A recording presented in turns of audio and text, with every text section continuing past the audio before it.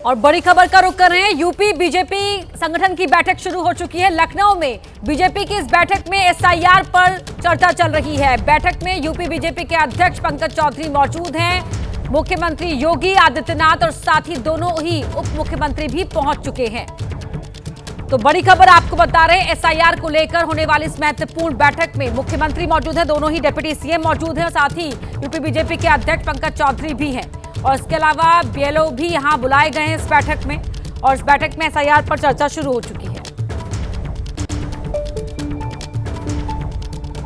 आयोग के निर्देशों के अनुरूप हम सब कार्यकर्ता शुचितापूर्ण पारदर्शितापूर्ण मतदाता सूची बने, उसके लिए हम भारत निर्वाचन आयोग के निर्देशों के तहत काम कर रहे हैं।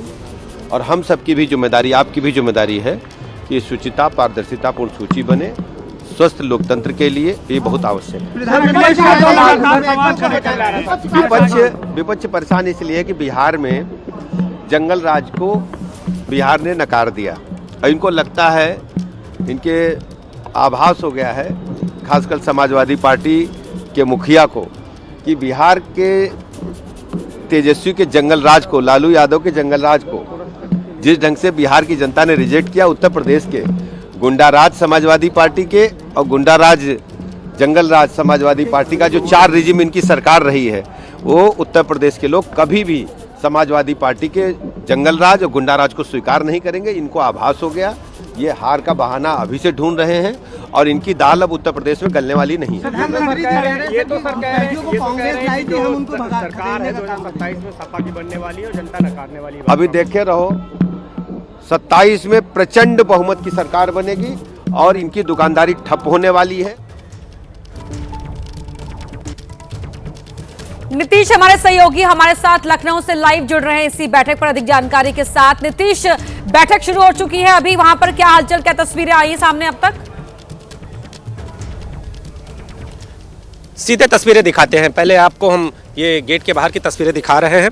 बैठक अंदर शुरू हो चुकी है और इसके साथ ही अगर बात करें तो यूपी के मुखिया सीएम योगी यहाँ पर पहुँच चुके हैं। इसके अलावा अगर बात करें तो यूपी बीजेपी के प्रदेश अध्यक्ष और अन्य जो पदाधिकारी हैं वो पहुँच चुके हैं और मंत्री विधायक सभी यहाँ पर पहुँचे हुए हैं, आपको बता दें। और जो लोग यहाँ पर अभी पहुंच रहे हैं लगातार इस बैठक में हिस्सा लेने के लिए, उनकी तस्वीरें हम आपको दिखा रहे हैं। देखिए, इस हाल में बैठक चल रही है, बैठक की शुरुआत हो चुकी है और जिस तरह से आने वाले दिनों में अगर बात करें तो 2027 का चुनाव है, पंचायत चुनाव है और इसके अलावा अगर बात करें तो एमएलसी का चुनाव है, उन सब चुनावों को लेकर यहाँ पर रणनीति तय की जा रही है। और जो कार्यकर्ता और सवाल नहीं, की पहचान की जा रही है नहीं, घुसपैठियों की पहचान किया जाएगा, डुप्लीकेट लोगों की पहचान किया जाएगा, जो अब नहीं रहे धराधाम पर उनकी भी पहचान किया जाएगा। अब वोट की लूट करने का युग समाप्त होना चाहिए। चुनाव आयोग ने जो कार्य शुरू किया है उसको सफल बनाने के लिए भारतीय जनता पार्टी का कार्यकर्ता बूथ स्तर पर इस जाड़े के महीने में भी पसीना बहा रहा है और मेहनत कर रहा है। इसके कारण से मतदाता सूची के शुद्धिकरण के अभियान में भारतीय जनता पार्टी लगी हुई है।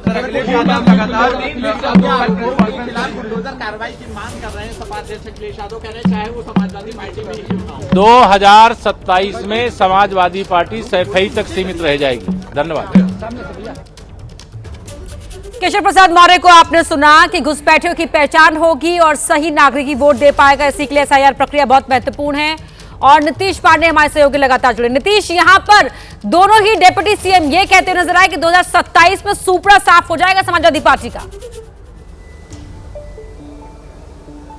जी, जिस तरह से ये बैठक यहाँ पर आयोजित की जा रही है, जिस तरह से बीजेपी के नए प्रदेश अध्यक्ष इस बैठक को ले रहे हैं और खासतौर पे अगर बात करें तो दोनों डिप्टी सीएम और यूपी के सीएम इस बैठक में मौजूद हैं, तो आने वाले दिनों में किस तरह से रणनीति तैयार हो, किस तरह से कार्यकर्ताओं को मजबूत किया जाए, इन सारे विषयों पर तो चर्चा है। लेकिन खासतौर पर जो बीएलए को बुलाया गया है, यानी बूथ लेवल एजेंट को जो बुलाया गया है, उनको लेकर खास तैयारी यहाँ पर है, क्योंकि एसआईआर से संबंधी पिछले दिनों जो बयान आए थे, मुख्यमंत्री के भी बयान आए थे कि किस तरह से और कहीं तैयारी में कोई कोताही ना हो, इसीलिए बैठक की जा रही है। बहुत धन्यवाद आपका इस पूरी बातचीत के लिए, पूरी जानकारी के लिए।